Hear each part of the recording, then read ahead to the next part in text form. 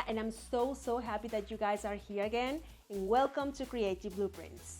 Today, I will share with you all this wonderful conversation that I had with Nick Ammons from CKN Homes.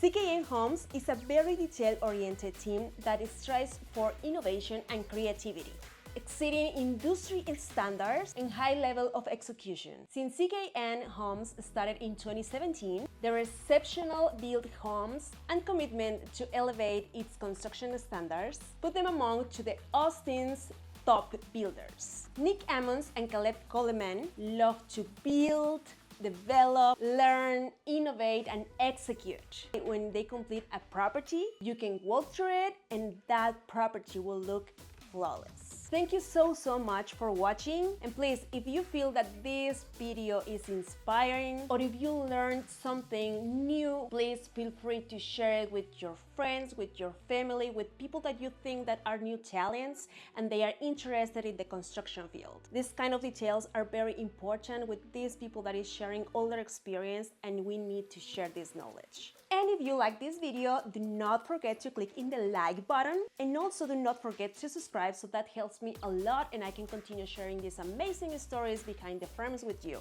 If you're trying to find more inspiration, do not forget to go to Instagram after you watch this video and follow me as Creative Blueprints or my personal professional Instagram, that is Mitzi Avila Designer. Okay, we are ready to watch this conversation. Let's get inspired, and I hope you enjoy this video.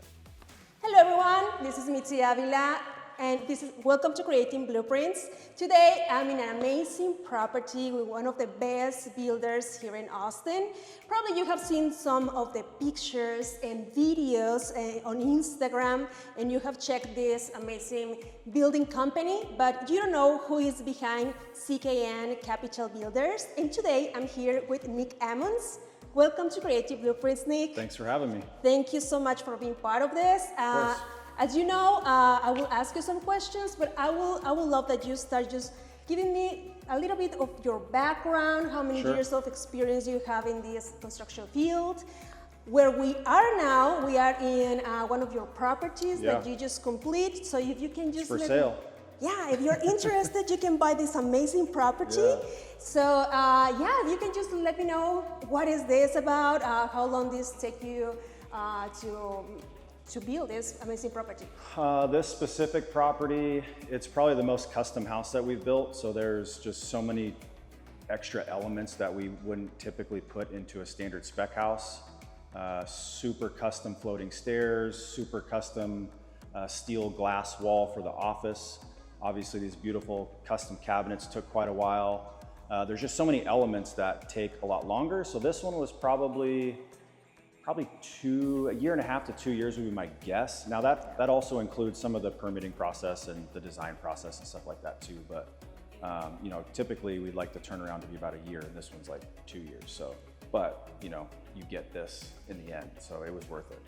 Awesome. Yeah, it's so beautiful. Now, again, it's on the market. Yep. So if you want to walk through, just contact the agent and you can see more about the work, the amazing work that this company is doing. And yeah, just tell me more about yourself, how you started in the construction, how you decided to be part of this field. Yeah, so my dad's a contractor back home. So I always say it's in my blood. You know, I kind of grew up on job sites. So I've always known that I wanted to be in real estate in some sort of capacity.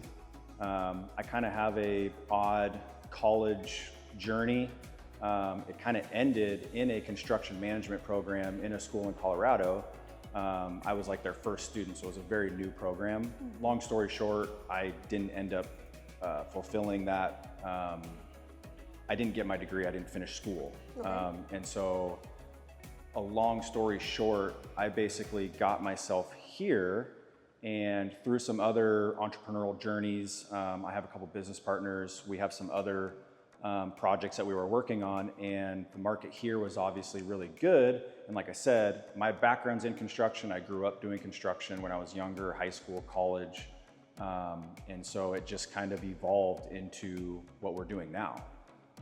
So what I was doing with those companies really wasn't fulfilling for me. So I was able to step away from those and kind of start the construction company and start building specs here in Austin. Awesome. Yeah.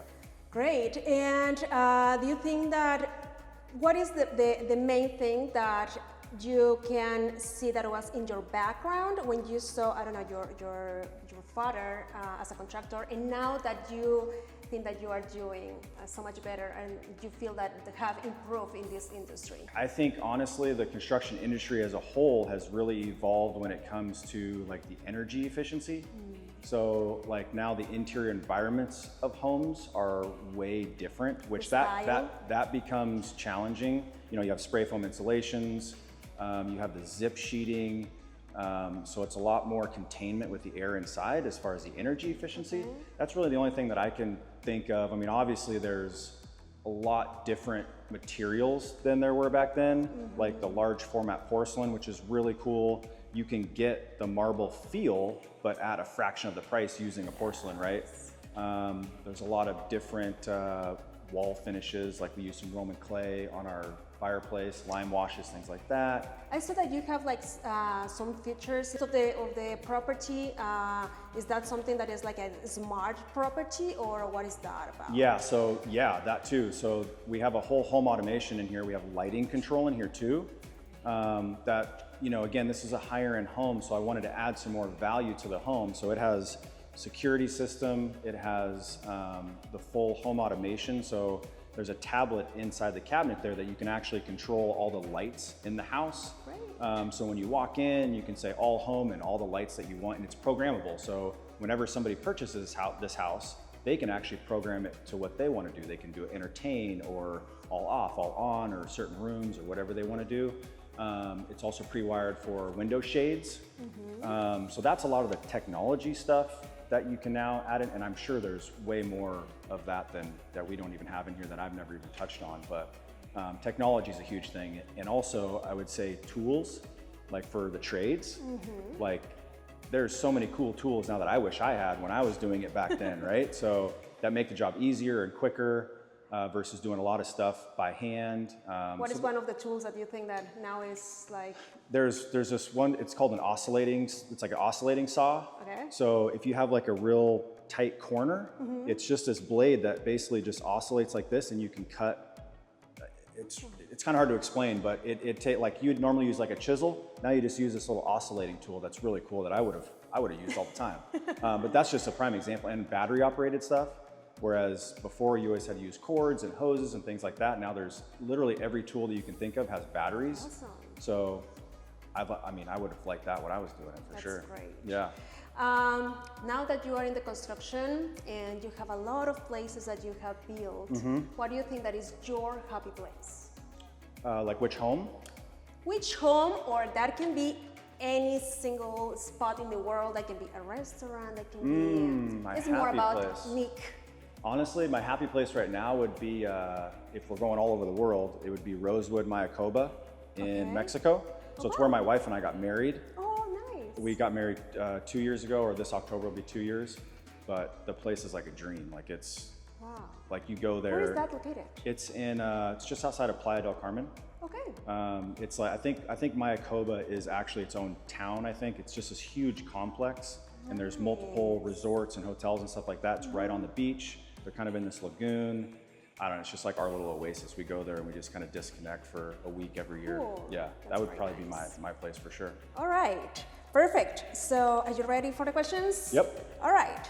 So if you can let me know how CKN Homes emerged and why your building company has that name. So the company name, we're very poor at creating names. So the name's actually just our initials. So Chris, Caleb, and Nick. All right. So very simple. And who are them? So Chris is a silent partner. He is a part of the other companies that I was speaking about that we kind of all created years ago. So he runs those. And then Caleb is a big asset in this company. He does all the acquisitions. He does like all the financials, money management. That way I can just focus on construction. So we got a good partnership when it comes to that. And then what was the first question? How that emerged. Yes. So kind of what I spoke about before, when I first moved here, Caleb owned a moving company. And so he basically was like, he's my best friend too, by the way. They're actually both really good friends, but Caleb's my best friend from high school. And so he told me, he's like, if you come to Austin and buy a moving truck, you can partner with me. And so I saved up a bunch of money to come here. We bought another moving truck, and we had that for probably 3 to 4 years. And then we ended up selling that, and it just kind of evolved into, we were entrepreneurs, so we kind of had some other ventures that we did in between there. But then kind of going back to what I initially talked about in the beginning, my part in the companies that were partnered with Chris and Caleb, they just didn't really suit me, right? And like I told you, I always wanted to have something in real estate, do something in construction. The market here was really good. I knew I wanted to get back into it. And so we were doing well enough to where, we invested in our first project, and I built that one. We sold it, made some money. Now we invested in 2 projects, and then it was 3 and 4, and then it just kind of grew into what it was. So, yeah. Do you think that do you have a good experience having this like partnership with your best friends? I do, yeah. I always tell people, like, you have to have the same end goals, because for all of us, we know our roles, right? We don't step on each other's toes. I feel like partnerships don't really work when people are trying to do the same things and they don't agree on how those things should be done. I want nothing to do with the financials and dealing with banks and stocks and what we're doing with our money. Caleb wants nothing to do with construction. Chris, same way, like he's focused on those other companies. He doesn't, we all trust each other. So, I think friendships can make it hard, but are also beneficial if you guys are on the same page. You have the same end goal. Perfect. That's awesome. That's why you are doing great. Yeah, for sure. That is like a reflection of that, yes. So the second one, what is the most difficult part and what's the most enjoyable part of being a builder? I think the most difficult part is communication. Like I'm a high communicator, and it's really difficult, like when the trades just don't communicate things, and they don't. And so I'm always, following up, trying to get a hold of people, and it's really irritating because I'm very like organized, and I just want to know everything. Everybody's on the same page, and so I would say just communication. And sorry, what was the second question? What is the most enjoyable thing that you? Probably the end product. When it's done. I guess that's a double-edged sword because my business partner calls me Howard Hughes a little bit. So even though it's done, I still go through I honestly don't like being in them when they're done because I want it to be done. But I could walk through and kind of pick out things that still bother me a little bit that I think could be better. But I would probably say the end product. Just because a lot of hard work goes into it, and a lot of it's the trades. The trades work their tails off to do this work in this heat, in the rain. So I definitely appreciate the final product just due to the hard work that it takes. Yeah. I had the pleasure to collaborate with Nick in, what was it, like 2 or 3? Bel Air, K Street, I can't remember. Cherico, yep. So 3 projects. So those are 3, and those were awesome. Yeah, they turned out beautiful. And Nick is very high detail oriented, and me as a designer, I can appreciate that. And you as a homeowner or somebody that wants to build one of their properties, you will appreciate that. Because when someone is very focused on the details, even if the property is complete, I know that you are like walking through the properties and just checking that every single detail is perfectly done. Yep. So that makes a difference when someone is, buying a house. You can see the details and it's like, I want this. For sure. And that's something that I do, because I'll go and walk other homes, like my realtor would take, because I want to see what other people are doing as far as the style and the designs and the trends. And that's one thing that I'll look at just from the builder's perspective. I look at the execution. And so my biggest goal is to make sure the execution is to par, right? I want to make sure when you walk in, the average person doesn't see a flaw, right? Like somebody in the industry, I'm going to find a flaw everywhere, right? Or not everywhere, anywhere. Whereas a normal homeowner, they're not going to see what I'm seeing, right? So that's my goal, is to have proper execution and make sure everything is done to the highest quality. Perfect. All right. What criteria do you believe are more crucial for builders to consider when outsourcing suppliers or trades? And what standards should these suppliers ideally meet? I mean, again, I think communication's a big deal. And I think obviously just the product. I mean, as long as the product is of high quality, I mean, I can't stress enough communication. Like communication is so big for me. I will take a higher price if somebody is just on the same page as me, right? Like to me, because you're going to affect the schedule in my project, say that you're not communicating or you're not on time or you're not meeting my standard. So to me, again, communication across the board, even with my vendors, is very important for me. Perfect. Have you had like any issue that you have experienced because any of your trades is out of time? That impacted like very high, I don't know, in your timeline, and that affected, I don't know, something else that was frustrating? I mean, honestly, obviously going through COVID was like a huge thing. Everybody was really busy because there was so much building going on.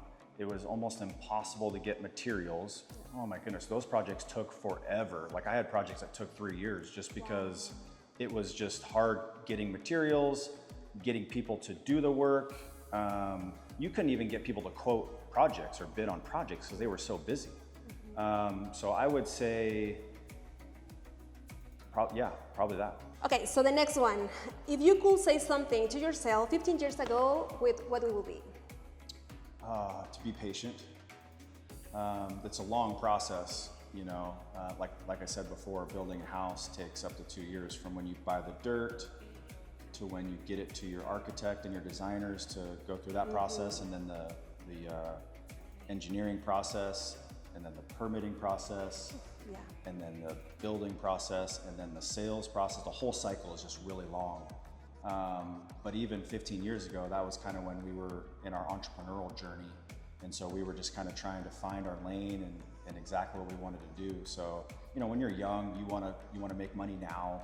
I think we were patient. We just kind of, everything's going to happen how it's supposed to happen. So we just kind of let it evolve. But I would just tell myself to be patient, and it's going to work out how it's supposed to work out. What you could say to the new entrepreneurs in the construction that they want to make money like tomorrow? You won't. It's not going to happen, right? Well, because also you have to find the work, right? So we are newly working with clients, building for clients, and I've told people, I was like, it doesn't mean we're going to have people banging down my door to build for them, right? It's just because this is a big purchase for somebody, so it's not like every single person's looking to build a custom home. Exactly. Right? And so that also goes back to patience. You know, they just need to be patient. You know, and it's a kind of a hustle game too. I have an electrician who came from New Mexico and is kind of wanting to start his business here, right? Well, I'm his only customer.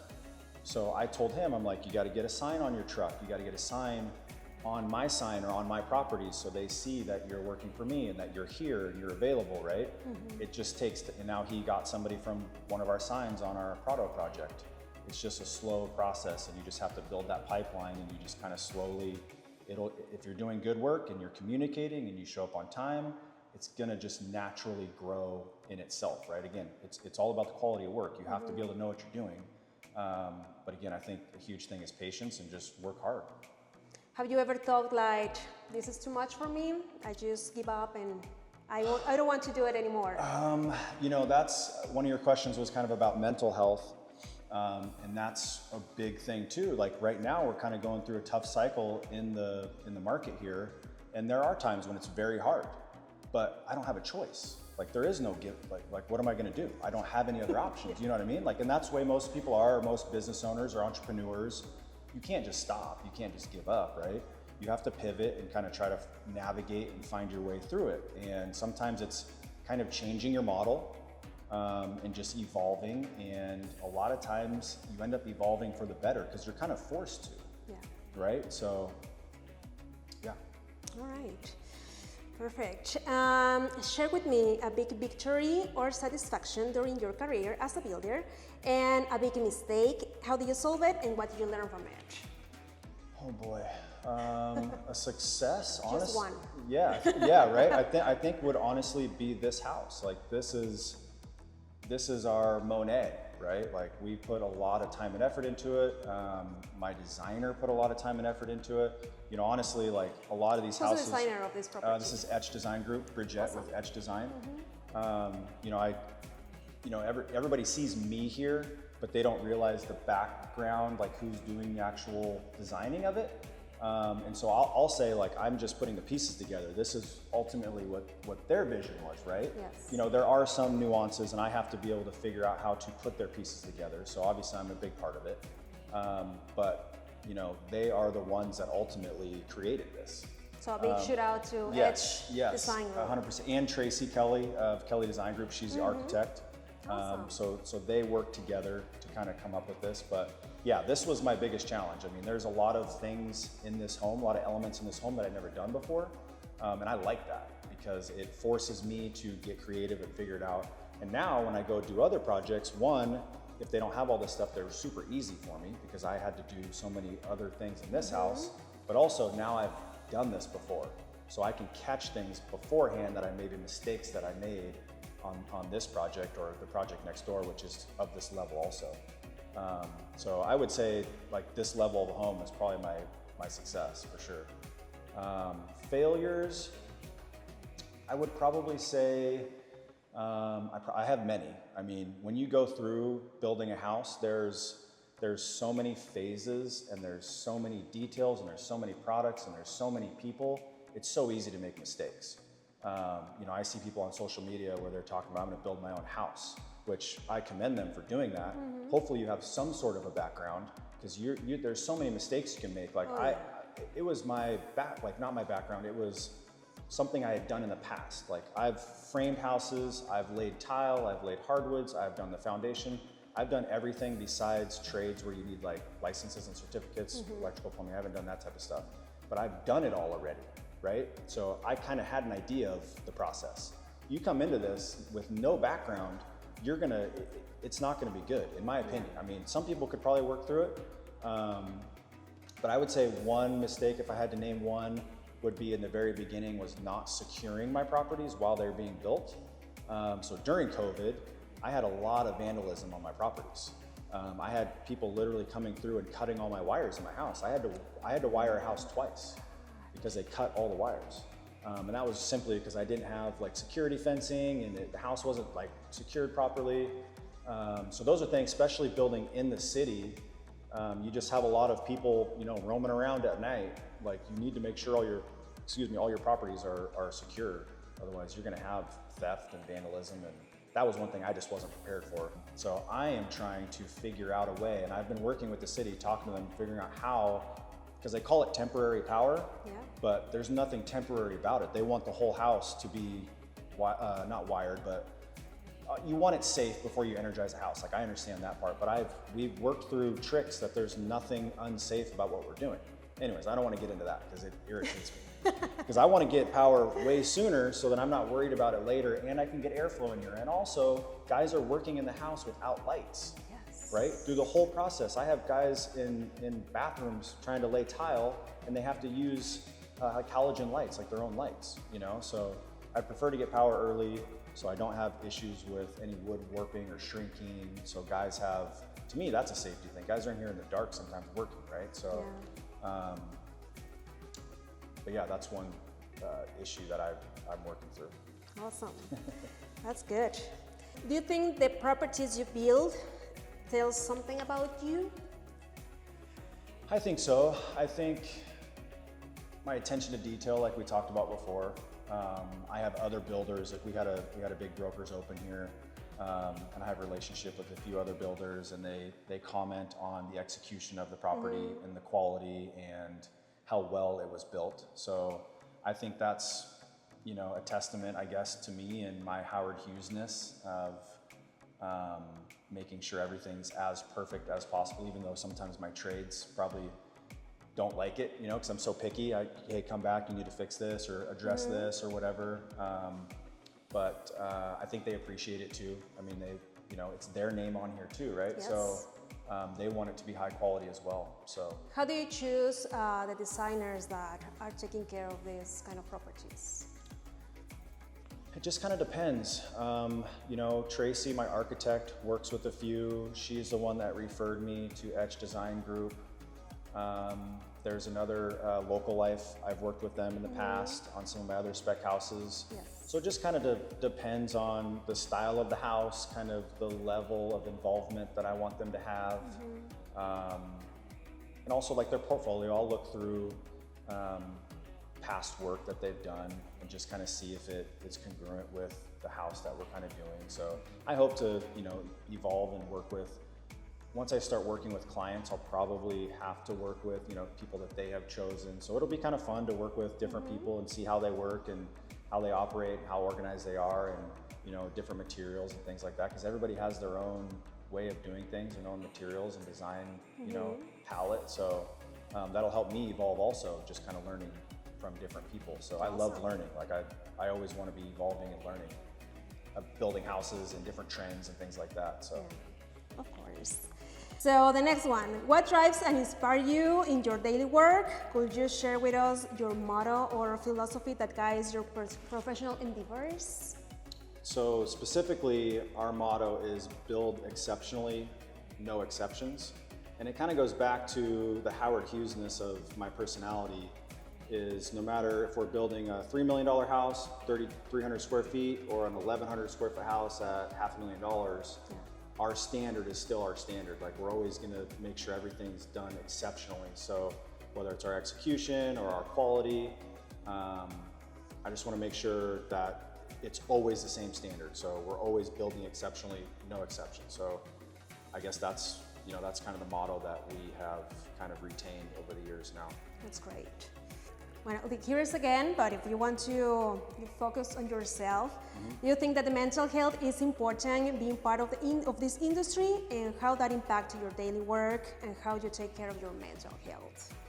I think it's very important because, you know, as the project manager, you're organizing and scheduling and working with every single trade. So, and then when you're building multiple houses, there are so many people that are relying on you, whether it's emails, text messages, phone calls, 6 in the morning, 7 at night, right? So I think it's important to, and I'm a high communicator, so I want to get back to people like instantly, just because that's my professionalism. But at the same time, you know, if somebody's calling me or messaging me at 7 o'clock at night, to me, that's unprofessional on their part too, right? So there's kind of a balance of, you know, I want to communicate and I want to make sure, you know, they are, you know, if they're asking about a schedule, if they have a question, I don't want me not communicating to delay the process, right? So that's why I'm always, but to me, like as far as mental health goes, you're never shutting it off, you know, from, again, you wake up at 5 and you're working, you know, I'm on my computer at 5:30 in the morning and then I'm getting a call at 7 at night. I mean, that's a long day to be, you know, I call it decision fatigue. Like I'm literally just making decisions all day. And so from a mental health perspective, like I actually just went home to visit family in Northwest Washington for about 10 days. And I came back feeling super refreshed. So I think there has to be like a disconnect. You have to get away from, obviously I was working a little bit, but I have, you know, competent people here that work for me that are taking care of everything. So I have to learn to kind of, you know, not micromanage and just kind of disconnect for a little bit. And I think that's very important. So it kind of gives you another boost of energy to get back and like, then let's go again, you know? So I think disconnecting, and honestly, it's not even just with the construction industry. I think it's with any sort of industry, like just the way everybody's programmed nowadays, you're just always on it, going. You have to disconnect, because otherwise, yeah, I mean, no wonder we have health issues, mental health issues, right? So you have to take time for yourself for sure. Do you have like a ritual or something like that you practice every day that helps you to control your mental health? I try to just work out is my biggest thing. Like if I have any sort of stress going on, you know, I know a good workout helps a lot. I can tell if I haven't worked out in a while. is sometimes I'll get off my routine and I get, 3-4 days away from my workout. You can just feel it in your body, So that's a big thing for me. I mean, I'd like to be doing other things, but right now that's really all I've been able to focus on. So, I mean, I'd like to do, float tank type of things. Not a meditator. I've tried. I probably could try harder. I think even like reading a book is just kind of, soothing in a way too. So reading before I go to bed helps me sleep a little bit. And that, that's a simple thing to do. So I think it doesn't have to be extreme, like an hour hardcore workout. It could be a simple sit in the hammock and read a book type of a thing. So, awesome. Yeah. Great. Give advice, this is the last one. So give advice to future designers, architects, creatives, and builders that want to be part of the Austin community. I think just staying true to what you want to do, and stay true to like if your design don't, I think you fall into it with social media, you kind of are looking at everybody else and what they're doing. I think you need to focus on yourself and just, whatever your passion is, whatever your design is, whatever you have always done, whatever's made you successful, just continue doing that. I think people fall into, a trap of, oh, they're successful, I need to be doing what they're doing, right? Like comparing. Right, 100%. And I also think, I have a thing now where it's not competition, but collaboration, which I think is kind of a new age thing, whereas, 20 years ago, old school was just like, well, I have a house, he's building a house there, we're competition, right? Whereas now, like, I actually have relationships with other builders and we bounce ideas off each other. And so kind of like what you're doing with this, you're kind of helping bring like community together, right? So I think don't be afraid to reach out to other people in your industry and communicate and talk and ask questions if you're struggling with something.